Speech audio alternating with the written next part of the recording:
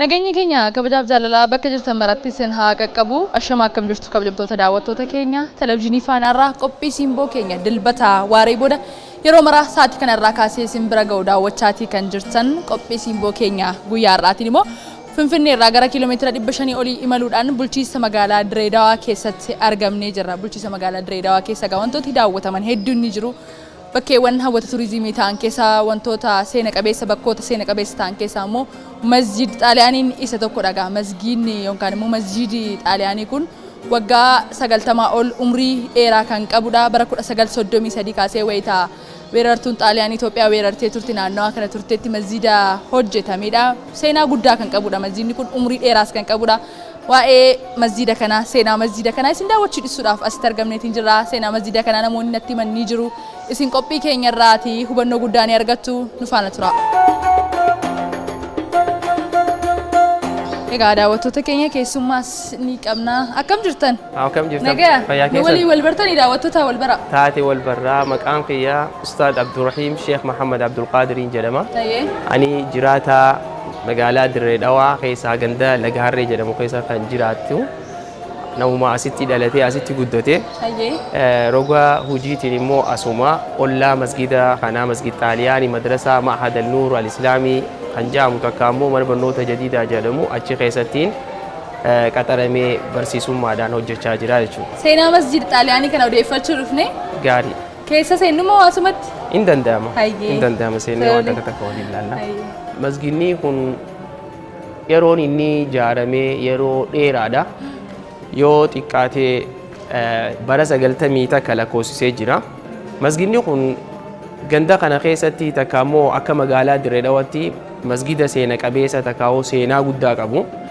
Masgidni kun amma yeroodhaaf akkana jijjiiramaa dhufee modernize godhamaa dhufe malee duraan as iddoo walakkaa banaa jiru kana keessatti maqaa rabbii 99tu keessa jira. Maqaa rabbii Ar-Rahmaan الرحيم مالك قدوس سلام مؤمن المهيمن العزيز الجبار جيه كسيتي مقالي ربي سجلتمي سجل والروان برودان بكمتي كمان تكاو برو بريدا بريسو دندانيني برون أسقوب برجرات شطر إني خاني مو مسجدني خون خرابي روتين مسجد العيد جدما مسجد عيدا جشور جندا لجاري خناقيستي مسجد عيدا جدمي مسجد خناقيستي في أمالي مورات أنا خيستي سجتشي سمو توري إدو خطبة اتقود موسى شو خيستي موراسا خيسة توري أمامو منبرنوتا تهجرة يروسانيف إدو نمني إيدا سجدو إدو إيدا اتخاب جتو توري جتو أنا في سينا قداك أبجتو دا إني خوني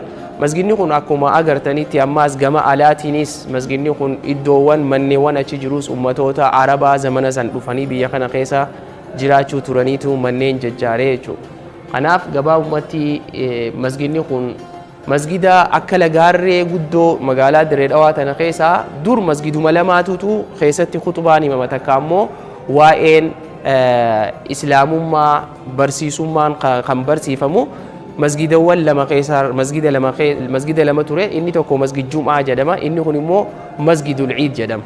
مسجد العيد واني جامع إيدا إدو إيدا بكتي سجدوان كابوفي مسجد العيد جدمه إني خاني مو مسجد جمعة واني جدمه في جمعة أشتي سجد موتوريجو إني خون برا طالياني سانقيستي هجتمه بوجي سامة برو مثلا راكاسي أكو مكانان جراي وانتي تدبلمي وانتي رايرتين جرو سينك أبيس سلا عمري إيرا كلا كوفسي سيدا سري nageewummaan isaa eegamaadha ammallee haaraadha kan fakkaatu umrii 90 waan lakkoofsisee hin fakkaatu qabiinsi isaa maal fakkaata ture qabiinsi isaa bareedaadha qabiinsi isaa kun koomitee masgidaatu jira koomitee masgidaa koree masgidaa takkamoo koomitee masgidaa kan jennuun kana isaan kun masgidni kun seena qabeessa ta'uu isaatiin itti wal jijjiiraa masgida kana qirxii isaa eessisaa jiranii boca isaa kana jechuudha. Bocni isaa kun kanuma duraan zamana Xaaliyaaniin jaaree inni kaan immoo halluu garaagaraa isarratti godhuudhaan halluulee adda addaa godhameetuma bocni isaa eegamaa jira. Immoo waan jaarmeenii isaa ka jijjiiramee jiru amma immoo akka agartanitti seeninsa ulaa kana gubbarratti waan jiru manni masgidaa kun heddummina hawaasa naannoo kana jiraatu lakkoofsi namaa dabalaa wayita dhufu masgidni kun guddachuu qaba waan jooni achi biratti amma yoo rabbii jedhe fooqii yookaan qallaa jaaranii hawan keessatti takkaa'u dubartoonni shamarran bakka itti sagadan godhuuf deemamaa Bal'isaa jirtu jechuudha. gama alaatiin malee kun immoo bocni isaa akkuma jirutti jira jechuudha. Hayyee. Mee boci garaagaraa as keessa ni jira, wanti seena qabeessas ta'e ni jira, bara sanarraa kaasee kan jedhu odeeffannoo ni qaba dhuguma? Sirree. Maaltu jira mee? Bocni isaa fakkeenyaaf amma yoo agartan waanni kun qubbaa jedhama. Inni kun geengoo waan fakkaatu. Waan geengoo fakkaatu kun qubbaa jedhama. Qubbaan kun masgida ta'uu isaa lafarraa ol dheerata. Qorqorroo gama gubbaatirraa ol dheerina guddaa qaba. Inni kun masgida ta'uu waan agarsiisu takka waan takka kan ittiin beekamtii masgida ta'uu isaa ittiin beekamu. Inni kaan immoo minaaraa jedhanii minaaraa dheeraa achi gubbarraa makarfoonni hawaasa wayita lallabanii masgida irraa azaana godhan akka isaan waamicha kana jalaa awwaatanii gara masgidaa dhufan taasisaa jechuudha. Kanaafuu mallattoon lamaan kun qubbaan guddaan jiru kun waan tokko kan islaamni masgidawwan isaan irratti godhatee inninis amma zamanuma san keessatti akkaataan itti ijaarame nama dhiba yoo ilaalte hangam takka fagaata bal'ina isaa kana gizee ilaalte ummanni yeroo san keessatti jiru ummatoota bocaan beekamtii qabuu fi dandeettii qaban ta'uu isaan agarsiisaa jechuudha.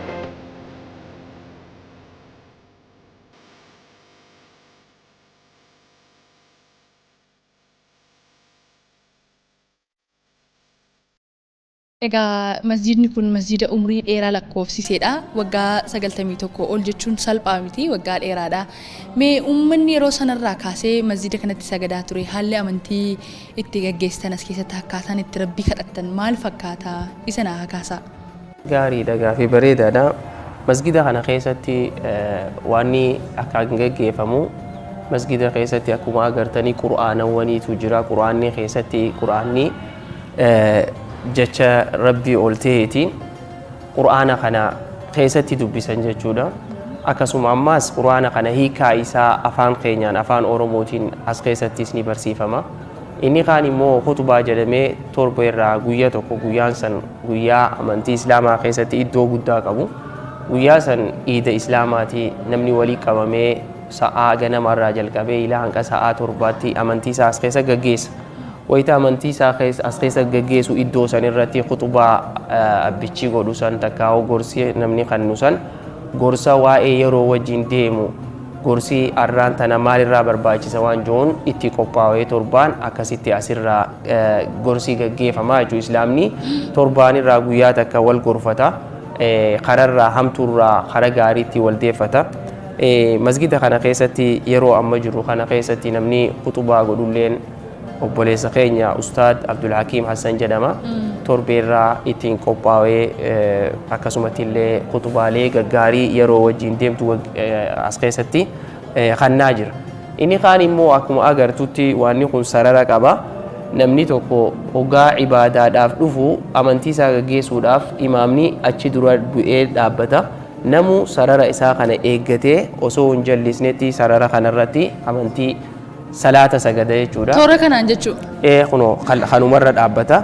Asumarra dhaabbatee fakkeenyaaf akkanatti ol ka'ee sarara isaa eeggachuudhaan akkanatti dhaabbatee imaamtichi wayita salaata sagachiisu imaamticha jala ajaja imaamtichaa godhaa jechuudha. Kana eeguun dirqama jechuudha. Kana eeguun dirqama. Sarara kana keessatti jallachuun qabu rasuulli sallallahu alaihi wasallam istawu فإن تسوية الصفوف من تمام الصلاة والقطيفتشون صلاة غوتو راهي صلاة غوتو راف نمني والقطاتي سجدوا قبا مسجدني كون أكو بيكموتي إيرق أفاسون تينيتي جمانا أسخنا دوبتي سما شمرن أشيت قيستي أمانتي كيسان صلاة سجدني أما اللي إدو خنا قيستي برنوني جزء جيفمو نمني شيخا نمني بيكم سكابو أشيتائي سجنتان gama duubaatiin dhalaan dhageeffachaa gama naanis dhiirri dhageeffateeti amantii isaa gaggeessa. Wayita baatiin ramadaanaa dhufuus ammaa salaata taraawii jedhamuu jira. Akkasuma ammaa salaata tahajjuda leelii sagadamuu jira. Sanis asuma keessatti gaggeeffamaa jechuudha. Kanaafuu walumaa galatti iddoo masgidaa jechuun iddoo rabbii fi ittiin kadhatan, iddoo dilii fi takka ammoo namni tokko mucuca takka keessa seenee karaa rabbiirraa gizee ba'ee fuula rabbii deebi'ee araarama rabbii kadhatee hamtuu sanirraa yaa rabbi na deebisi jedhee gama rabbii itti iddoon itti rabbitti itti dhihaatu لفتنا الرا إدون ربين جالتو بك خمي جنة مساجد ساتي مسجد ربي تي خنافو مسجدني هو خنافي أكنت تيجا إلى مانتنا بريتي فمي أرجي فمي بوجني سا إيجامي دي لخنا ترودن دي عملي جنا إيرو ديرا دلوتاف دبراتو مدي ما جرشوا هاي مي مكو مسر راو مسجد عليهاني جدًا موتومات عليهاني يرو سنة جروتو هندي سي مسجد كان مسجد خنا يرو سن مسجد عليان فكينيا فواني بوجا إسان قراني خدا وريت عليان يرو سن قيسا وقررتوري مسجد خنا جاراني عملي جاروان قبرتي مرسا akka kaambiitu jira kaambiiwwan kun iddoo isaan ta'anii waraanaan ittiin to'atan ture as immoo iddoo namni amantii isaa namu akka amantii isaatti islaamni amantii isaa gaggeeffachuu kabajaanii masgida irra bareedaa masgida akkasumatti illee ammaas masgida jabaa yeroo dheeraa lakkoofsisuu danda'u kana yeroo san keessatti tolchanii qotanii jechuudha barri kun dhugaadha bara xaaliyaanii waan tureef jecha masgidaas ummatuma saniin masjid xaaliyaanii jaanii waamanii jechuudha. Ummata hedduudhaan maskan keessatti kadhataa gaggeeffatuumi? Sirri nama hedduutu masjida kana ilaa haga as masjida kana guutee ilaa hanqa barandaa ilaa hanqa namni mooraa mana barnootaatillee achi keessatti sagadu takka hedduminaan gaggeeffata amantii as keessatti. Hundeeffamni isaa akkumaan jeebara 1933 akka lakkoofsa Awurooppaatti takka immoo Giriigoriyaan kalaandar jedhamutti yeroo san keessatti bu'uureeffame. Masjidni kun yeroo sanirraa jalqabee amantii islaamaa kana hedduu dhalootarraa dhalootatti dabraa masjidni kun as ga'e ergaan nuti dabarfannu yoo jiraate ammallee waan kana boca kana eeguu qaba namni islaamaa waan kun seena qabeessa yeroo amantii islaamaa keessa gaggeessuun ulfaatu keessatti uummanni yeroo san keessatti iddoo tana akka kennamu godhamee masjidni kun akka ijaaramu akka bu'uureeffamu waan godhameef jecha amma booda immoo ammallee dhaloonni jiru masjida kana guddisuu masjida kana jijjiiruu masjida kana dhalootarraa dhalootatti akkuma amma warrawwan nu duraa qabanii dhaloota keenyaan gahan kanatti nutis akkasumatti masjida kana guddisnee gahee nurraa eegamu maallaqaan ta'uus yaadaan ta'uus masjida kana guddisuu qabnaan ja'a ergaan hanuwaaf ta'uu jiraatte sani. Guddaa galatoomaa ulfaadhaa isinis galatoomaa ulfaadhaa dhuftanii iddoo jirtanirraa haga asii dhuftanii nu daawwachuu keessanii fi amantii teenya tanaas waan isiin irra jirtu baruu keessaniif hedduu nutis isin jaalannaa galatoomaa isiniin jenna. Hayyee ulfaadhaa. Egaan kabajamtoota daawwattoota keenya isin daawwachiisaatii kan jirru seenaa masjid xaaliyaanii kan bulchiinsa magaalaa Direedawaa keessatti argamu. Masjidni kun umrii dheeraa kan lakkoofsisee egaa barsiisaan yookaan ustaazni mooraa kanaa akka kanaan haga ta'e seenaa masjida kanaa nuuf qoodaniitiin jiru. Caalmaatti ammoo abbootii amantaa yookaan immoo jaarsolii biyyaa naannoo kana jiran caalmaatti waa'ee masjida kanaa nutti himan isaan irraas ni odeeffanna jechuudha nu faana tura.